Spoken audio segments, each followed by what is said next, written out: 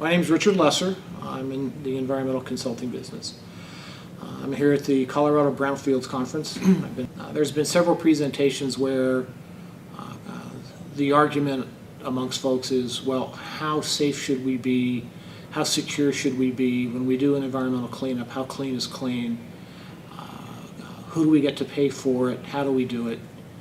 These are all relevant topics, and the conversation almost always is quite good.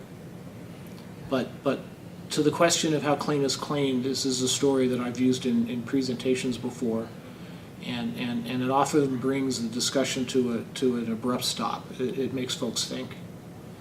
And here, way back in the dark days of environmental cleanup, where, believe it or not, some companies engaged in an environmental cleanup right away because they thought they had so much work to do they couldn't get it all done in time.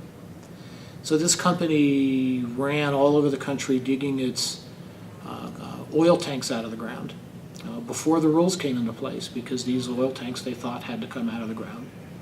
And they had a rather large program, and they were moving a lot of tanks.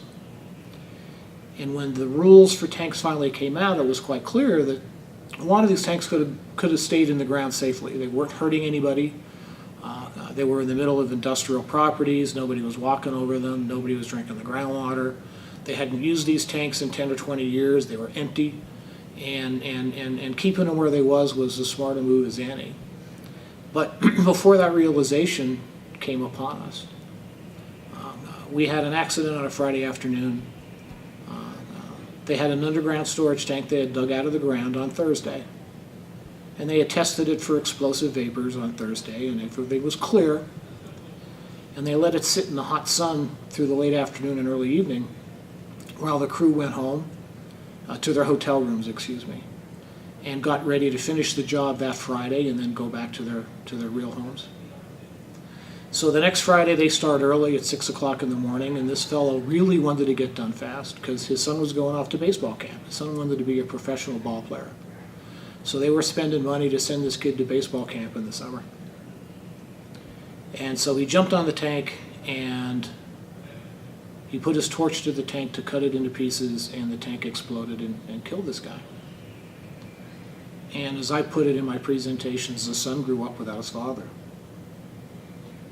So when I hear people talk about how we need to, be tougher and more stringent and do all this work for environmental cleanup, I always think back to this incident where somebody got killed doing something that, through all the science, never had to be done in the first place. I've been in some raucous presentations. You can hear the chatter and the noise in the back of the room. When I tell this story, it gets quiet and it gets somber, and I have everyone's attention. So for what it's worth on YouTube, it's a story to tell, and maybe somebody will take it to heart and learn something from it.